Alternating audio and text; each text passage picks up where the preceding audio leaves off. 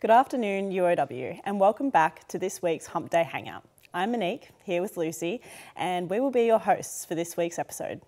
Today we will be getting updates from the UOW Liberal Club on campus and having an in-depth chat with another 3-minute thesis writer, Melissa Porter, who has some valuable insights into criminal law sentencing.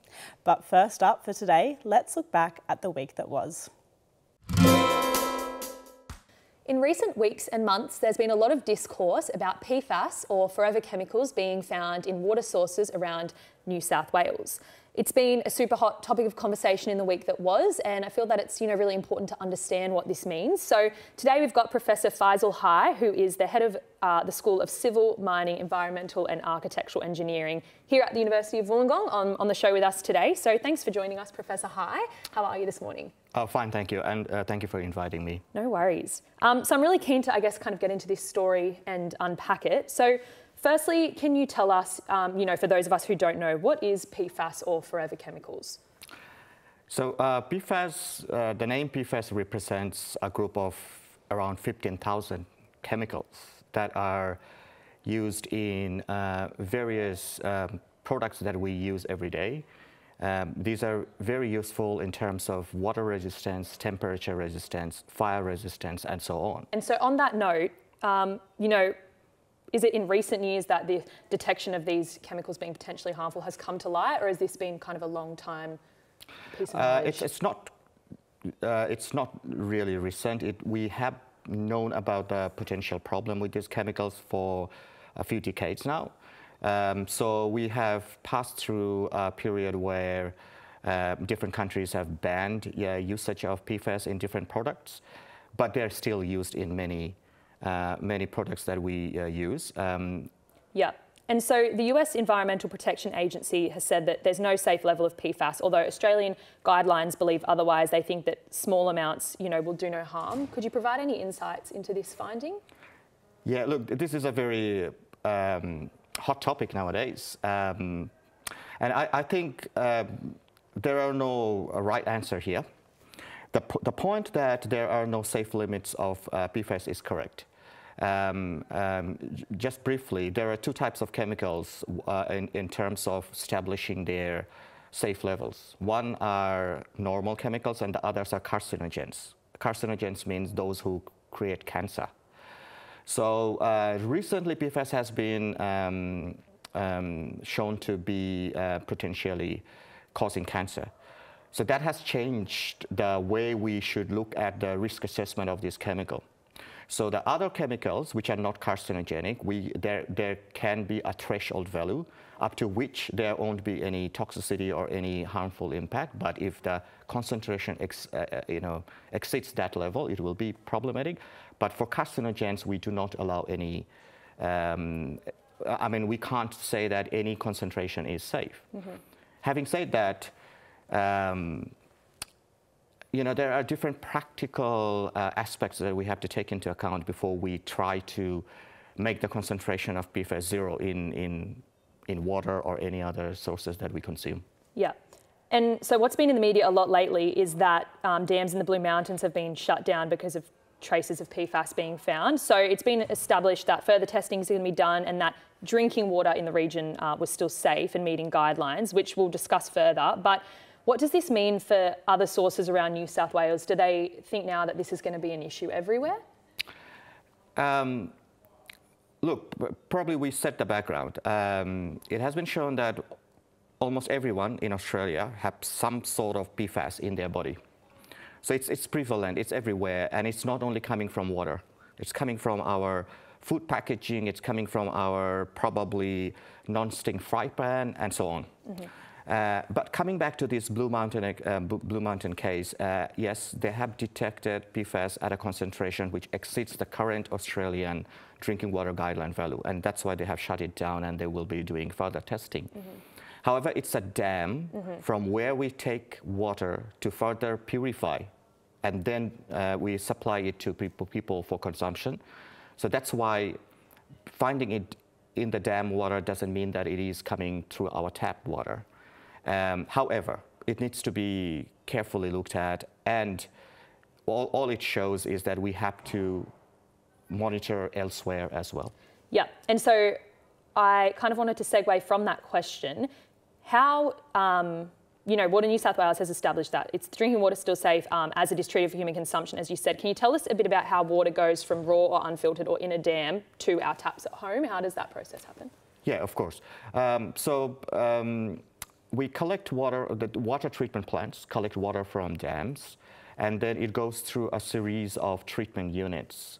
So in brief, the initial steps are filtering out larger particles, and then it goes through processes such as filtration and adsorption technology and so on to take out the finer particles or what we call as colloidal substances, which are very tiny, and then even tinier are those which remain in as dissolved compounds, like salt. So we have barriers in the treatment plants to filter out components that can be problematic, but that's not to say that they can, filter out everything that is problematic. But at the moment, we have a standard process which keeps us reasonably safe. After the treatment, we disinfect it. We add some disinfection chemical, we call it, for example, bleach. Mm-hmm. And then that disinfected water goes through pipeline and comes to our tap that we drink. Mm-hmm. Yeah. And so there's been reports of firefighting as historical land use. Can you explain a little bit about this factor and, is this how it may have ended up in water catchments, or what's the connection there? Yeah, particularly in Australia, this has been identified as one of the predominant source of PFAS contamination mm-hmm. Around Australia, particularly in the defense bases mm-hmm. where firefighting is a pretty regular activity, and because firefighting foams historically used to contain PFAS, so it's now known that firefighting foam then went into soil, and then from there to groundwater. From groundwater, it went to the surface water, such as river and so on, and they migrated from hundreds of kilometers away from the original point of, from the point where they originated. So I think, yes, this firefighting foam-related PFAS contamination and their spread is a big contributor to the PFAS contamination in this country. Mm. And so where to from here? Do you think this is going to prompt, I know that testing has kind of begun and there's been a lot of discourse online, but do you think this is going to prompt testing all around the state? And is this going to be an ongoing issue for years, or will it be able to be resolved completely, or, yeah? I think this will be an ongoing issue before we find out a feasible way to ensure safety of all of us. Mm-hmm. Basically, it cannot be business as usual. So we'll have to look at our current drinking water guideline and see what changes there need to be, because mm-hmm. The latest one was from 2017. Mm-hmm. The US one came this year, mm-hmm. so they're up to date. Mm-hmm. But basically, we will need to do something about it to make sure that this risk can be mitigated, minimized, and the risk can be lowered to a level which is acceptable. Mm-hmm. At the same time, we have to understand that water treatment plants are not the origin of this contamination. These are coming from industrial activities, the products that we use. So we have to stop using these chemicals in those industries. Mm-hmm. And if we need to beef up our water treatment plants, the funding might need to come from the polluters, the industries who are producing those chemicals. Otherwise, the general people will be delivered a big water bill. Mm-hmm. Yeah. Well, great. Thank you so much for your time. I've found this chat super informative because, as someone who I guess isn't very well versed in that kind of, area, it's really interesting to learn about, this stuff that is really important. So thank you so much for your time. My pleasure. And all the best. Thank you. Here in the studio this week, we have brought along Melissa Porter to talk about her 3-minute thesis. Thank you for joining us, Melissa. Thanks for having me. How are you going today? I'm good, thanks. How about you? I'm good, thank you. Now, firstly, what inspired you to pursue research on the New South Wales Sentencing Council specifically, and how does it relate to extensive experience with your criminal law? Previously I was a solicitor with the Director of Public Prosecutions, New South Wales, and I was there for over 16 years, and I was very passionate about criminal law and criminal prosecution, and sentencing always fascinated me as a practitioner, the complexities of it, the law always changed, so trying to keep up to date with everything, and also the impact that it has on everyone involved. And so then when I decided for a bit of a career change, I was like, well, what am I going to do a thesis on? And I thought, well, sentencing is, something I'm familiar with, but also something that always sort of got to me and sort of like, how can we make a difference? And I suppose my drive at the DPP was always trying to make a difference, trying to help people make the system better. So I thought that drive can sort of continue in this space with my thesis. Yeah, for sure. In your view, what are the key factors that make sentencing in criminal cases particularly difficult to get right? And how do you think the New South Wales Sentencing Council has tried to address these difficulties? Yeah, so I think it's hard to get right because it is so individual. Obviously there's the various parameters that the judges and magistrates follow in terms of the legislation and the maximum penalties, but also how you take various matters into account. But in the end, it's still one judge or one magistrate and one offender, and then one particular set of facts and circumstances, which obviously every crime is very different.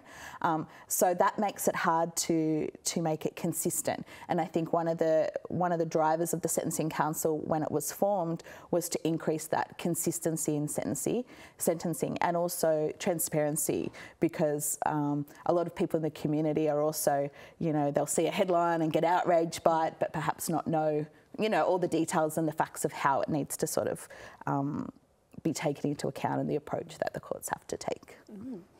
Can you share any findings or insights from your research regarding the council's impact on sentencing outcomes? Yes, so I'm looking at sort of multiple aspects of data in terms of looking at impact, and I'm trying to make sure I really take a sort of broad view of it. But two specific data sets that I've looked at already is I've done interviews with Sentencing Council members, current members and also past members, and also a survey, like an online survey, an anonymous survey, so to hope to get really frank, full feedback of criminal justice stakeholders. So various players in the criminal justice system that are involved in sentencing. So judges, magistrates, Supreme Court justices, public defenders, private barristers, solicitors from Legal Aid and the DPP, as well as community lawyers. So a common thing that's come up in all of that already, and one of the things I was particularly interested in is the ability to self-initiate reports. So the Sentencing Council, one of their many roles is the Attorney General will find a sentencing issue or topic that they want looked at. They'll send a terms of reference to the Sentencing Council, and then they're tasked with looking at that specific issue. And it might be sentencing for murder, or it might be sentencing for drug offenders, and so they come up with a report and report that back to the Attorney General. But one of the things that's come up is that ability to self-initiate the report. Having that expert group, they're obviously well equipped to think of sentencing issues that might need looking at and addressed and changed. And other sentencing councils, for example, here in Australia, in Victoria, have that power.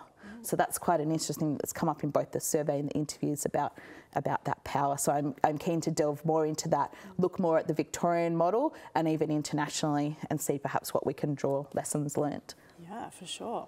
With the goal of improving criminal law sentencing in New South Wales, what changes or improvements do you hope your research will kind of inspire? So I really hope it'll inspire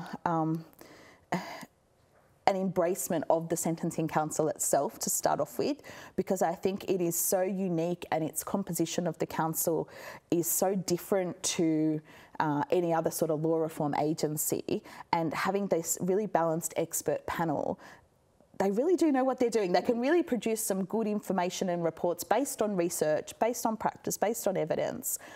So I really hope that I can perhaps get that listened to a little bit more because I think they've got good ideas for change. They are balanced, so it's not just very pro-prosecution or pro-defence or pro-offender or pro-victim. It really is sort of encompasses all those views of all the people that are involved and who it affects. So I really hope that I can improve the sentencing process for everyone, make it perhaps a bit simpler, but really get the voice of the Sentencing Council heard more. Yeah, amazing. Your research looks at the influence of the New South Wales Sentencing Council on law and practice. Are there any other particular cases or legislative changes that stand out to you as being heavily influenced by the council's work? So the Sentencing Council obviously is just linked with criminal law, but their reports, and it's been just over 20 years since its inception, so I think they're about up to number 31 in terms of their reports. And a lot of them have created a lot of change. I think one in particular, a couple of years back, there was a lot of incidents reported in the media about assaults on emergency services workers, whether they're paramedics or police, fire and ambulance. And so there was a lot of talk about, you know, protecting that group of people in our community that are doing yes, they're doing their job, but they're doing a community service. And so there was a lot of talk about that, a lot of outcry, obviously, in the media and by the public. And that was an issue sent to the Sentencing Council for report. And a lot of legislative reform came out of that in terms of maximum penalties and sentencing for that group of workers. And there's many more, but yeah, there's lots that they sort of have made a difference in. And I'm sure they can make a more difference in the future as well. Wow.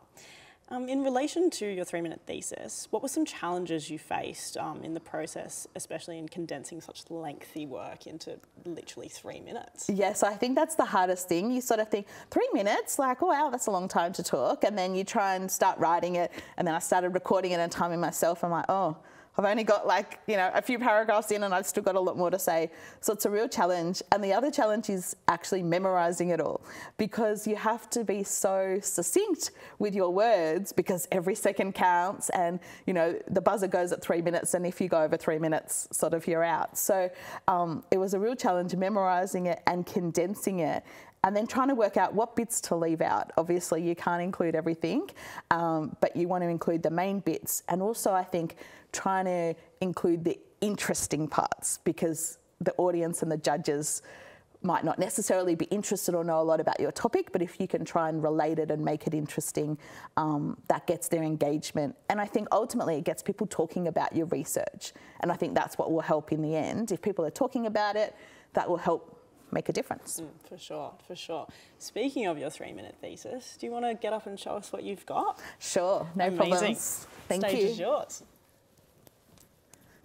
Headline, offender sentenced for murder to imprisonment for 20 years. Headline, offender sentenced to murder for imprisonment for 10 years. Now, I just made these figures up, but one doesn't have to look past the daily newspapers to find similar headlines inciting conversations and debate about whether sentencing is inconsistent and lenient. Now, as my background, previously I was a solicitor for over 16 years with the Director of Public Prosecutions in New South Wales. In that role, I had first-hand experience at sentencing in the criminal law arena. And from there, I learned how difficult sentencing is in terms of the laws and the complexities, and also how hard it is to get it right, and the impact it has on all of those involved. That turned me to look at the New South Wales Sentencing Council. The New South Wales Sentencing Council inception was just over 20 years ago, so it's an opportune time to assess its evolution and impact in the sentencing arena. Now, the Sentencing Council is so unique. The one here in New South Wales, it was the first of its kind in Australia. Now there's others, and there's also others internationally. The reason the Sentencing Council is so unique is the composition of its membership. Legislation requires it to be made up of 16 members, and the legislation specifies the roles that those members have to have. So they must be representative of retired judicial officers, the prosecution, defence, police, corrective services, academics, juvenile justice, Aboriginal justice, victims' representatives. All of those players must be involved and must represent the council. Therefore, we have this independent expert panel, and their role is, one of their many roles, is to provide reports to the Attorney-General after a terms of reference is given. So the council goes away, provides their report, reports back. What happens with those recommendations, though? No one's tracked that to date, and that's one of the things that I want to do with my research. Because after all, if we have this expert, independent, balanced panel and the recommendations aren't taken on board, then what's the point of it being there? So I'm looking at that data, but I'm also gathering data from interviews which I have done with New South Wales Sentencing Council members, both current and past members. I've also done an online survey of criminal justice stakeholders to see their views on the council and sentencing in general. So I'm putting all that data together, but I'm also looking at it with a broader lens. So the impact of the council through engaging with public submissions on reports, reference to Sentencing Council reports in academic journals, in cases, in Hansard, and I'm using all of that to assess impact. I'm then going to look further afield, look at other sentencing councils within Australia and internationally to see what lessons can be learnt. Specifically, one of the things that has come up in my interviews and my surveys and other reading is the power that, for example, the Sentencing Council in Victoria here has to initiate reports of their own without waiting for a reference from the Attorney General.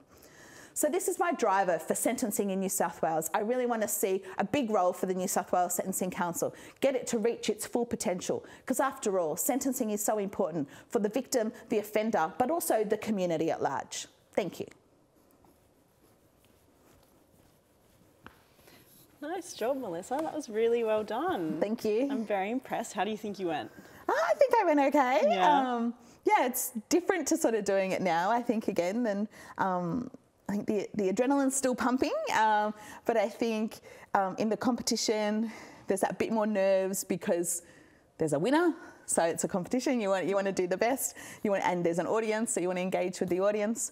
But then here it's like, well, it's being recorded. Everyone can listen back to everything you say if you make a mistake. So yeah, two different experiences, but still really worthwhile. Amazing. Well, thank you so much again for joining us here today, and yeah, good luck with everything in the future. No, thanks for having me. Thank you.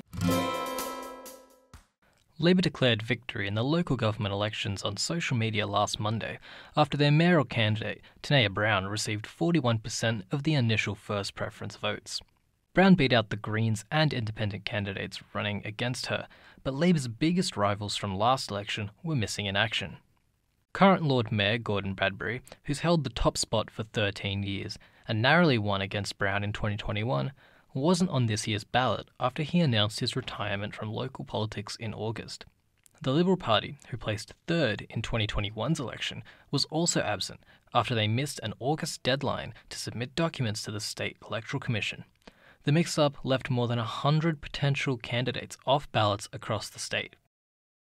Wollongong's new council will meet for the first time next month. Jet Eagleson, UOW TV. Due to lack of nominees, 14 of the 125 councils didn't have elections on election day. The ABC's reported that some local communities are left feeling that local councils have limited influence when compared with federal and state political agendas. Well, we went out on campus to ask UOW students their thoughts. Great. And how politically engaged would you say you are, 1 to 10? I would say pretty engaged, about an 8, Yeah. perhaps. So did you vote in, and when did you find out about the local election a couple weeks ago? I would have said about 2-3 weeks beforehand. Good.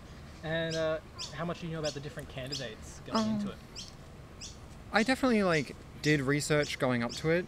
There was I sat down a couple times and looked into the candidates' histories and what they did and what they were campaigning for. Before going in? I hadn't heard of them before I saw them on the here are your candidate possibilities. They hadn't been in any other context. I feel like it's definitely very important. I feel like local politics has a lot more of an immediate effect on people's lives, just because federal politics can get tied up in a lot of unnecessary bureaucracy, whilst there's just a lot, I'd say, less to manage. And how politically engaged would you say you are, 1 to 10? I'd probably say around an 8. And when did you find out about the election? I probably found out about it a week beforehand, to be honest with you. I didn't really know what was happening. Yeah. And how much did you know about the different candidates for mayor? I'd say a medium amount. I did some research. Yep. You did that during the week, though? During the week, yeah. Yep. And how do you feel about local level politics compared to state and federal? I think we need to abolish one of the levels of government in Australia because we have too much happening and everyone contradicts each other. So, how politically engaged would you say you are, 1 to 10? I would say like a 7 to 6.5. Yep. Yeah. And did you vote in the election the other week? Yeah, I voted in the election. Yeah. Yep. Yeah, I voted. I didn't vote Liberal because they weren't on my ballot. Yeah. Well, how long before the election did you find out about it? The election, about a couple of weeks before. Yeah. Yep. And how did you did you know the candidates that were on the paper? How did you find out about them? I didn't know them very closely at all. I saw posters about them around town, but yeah, I didn't really know them at all. I read a pamphlet they gave me on the day. Yeah, on the day. Yeah. So not much before, like that moment, getting the pamphlet. Not much before, no. And, how do you feel about local level politics versus state and federal? Local level, I'm very much not interested. I don't know much about local level. Yep. I look a lot into I read a lot about just government level. So I'm not too engaged in local level, who's the mayor of Wollongong, I guess, and stuff like that. Tanya Brown is set to become Wollongong's next Lord Mayor following the election on the 14th. UOW Labor Left member Henzel joins us now. Thanks for joining us today, Henzel. Great to be here, guys. How are you? Pretty good. You guys? Good. Yes, we're going well. Good, good. So how's the club feeling after this result? Well, we are very excited because a lot of these candidates, especially in Wollongong Council, were actually left members, Labor left members. Even Tiana Myers, who is Ward 3 councillor, she got up. She is a former member of ours. So very exciting. Amazing. Not everyone was that keen for the election. Some didn't even really know it was happening until the last minute. Why do you think this might be?